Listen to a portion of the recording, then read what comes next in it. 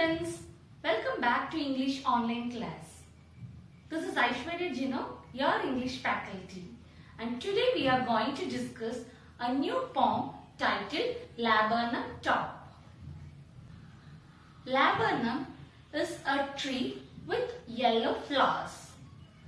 This is a beautiful poem written by Ted Hughes, and the poet has used the images of a tree, laburnum tree, and a bird, goldfinch. Goldfinch is a beautiful bird with yellow feathers, a small bird. So the whole poem revolves around the bird and the tree. This poem deals with the repaying relationship of the tree and the bird. So let's discuss about the poet. About the author. Ted Hughes was an English poet and children's writer. Critics frequently rank him as one of the best poets of his generation and one of the 20th century greatest writers. He served as poet laureate from 1984 until his death. Now let's discuss about the poem. The poem has 3 stanzas, and in these 3 stanzas the poet describes the relationship between the tree and the bird. The whole poem deals with how they both love each other even though they don't have any relationship. The first stanza deals with before the bird arrives. Before the bird arrives, what was the status of the bird? Second stanza deals with when the bird arrived, how the situation has changed for the tree. Third stanza, after the bird departure. When the bird departed from there, what happens to the tree? So these 3 points deals with the 3 stanzas. Let's have a look at the board. Before the bird's arrival. So you can see here the first stanza deals with before the bird's arrival. Second stanza, when the bird arrived. And the last stanza, after the bird left. So when the bird had left the tree, what was the situation of the bird? Let's discuss each stanza in detail. First stanza, the laburnum tree is silent, quite still, in the afternoon yellow September sunlight. A few leaves yellowing, all its seeds fallen. So in the first stanza, the poet describes the laburnum tree was silent. The tree was standing there without any leaves because the whole thing happens in the autumn season. So the leaves were shed and the tree was standing silently there. And some of the seeds were about to fall. So this was in the first stanza. The tree was standing still in the yellow September. Here yellow stands for death. Now second stanza. Till the goldfinch comes with a twitching chirrup, a suddenness, a startlement at a branch end, then sleek as a lizard and alert and abrupt. In this stanza, here the goldfinch arrives. So at that time, a twitching chirrup, a sudden jerk, a chirping noise was heard by the tree, and it was in amazement where that noise comes from. A suddenness, a startlement at a branch end. So suddenly the tree was amazed from where this noise comes from, and it was looking all around. Then sleek as a lizard and alert and abrupt. Abrupt means rapid, suddenly. So suddenly the noise was heard by the tree and it was looking all around where this noise comes from. Suddenly sleek as a lizard. Here the movement of the bird is described as like a lizard.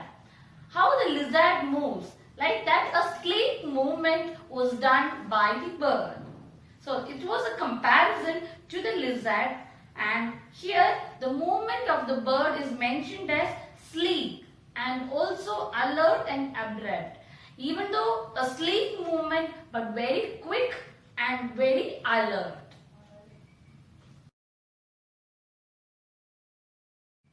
She enters the thickness and a machine starts her, of chitterings and a tremor of wings and trillings. The whole tree trembles and thrills. So now here the poet describes that the bird has entered into the thickness, entered into the tree, and a machine starts up. When the bird entered into the tree, what happened? The young ones which were waiting for their mother bird, they started to make noise. And this noise is compared to a machine. When we start a machine, how it makes noise? Like that, the young ones had made noise when they saw their mother bird. She enters the thickness and a machine starts her, of chitterings and a tremor of wings and trillings. Trillings means to produce a chirping noise. So these young ones were waiting for their mother bird, and as soon as they saw their mother bird, they started to make the chirping noise out of happiness. The whole tree trembles and thrills. So when the bird entered into the thickness of the tree, the young ones started making noise, and the tree became thrilled to listen to the sound made by the young ones. So it started to shake its branches. So that is what mentioned here, trembles and thrills. It got thrilled by the noise of the young ones. It is the engine of her family. She stocks it full, then flirts out to a branch end, showing her bark-faced identity mask. It is the engine of her family. So here the mother bird is described as the engine of her family, because to start a machine, engine is a very important thing. So like that, in her family, it is the mother bird who feeds the young ones. So she is described as the engine of her family. And she stocks it full. Stocks it full means she feeds the young ones. How fuel is filled in a machine, like that, she fills the stomach of her young ones. She feeds the young ones and flirts out to a branch end. And after that, she moves to the sky. She again moves out of the tree. Showing her bark-faced identity mask means the bird's color is yellow. And when it moves out of the tree branches comes in front of her, and it looks like the brown color of the branches had hidden the face of the bird.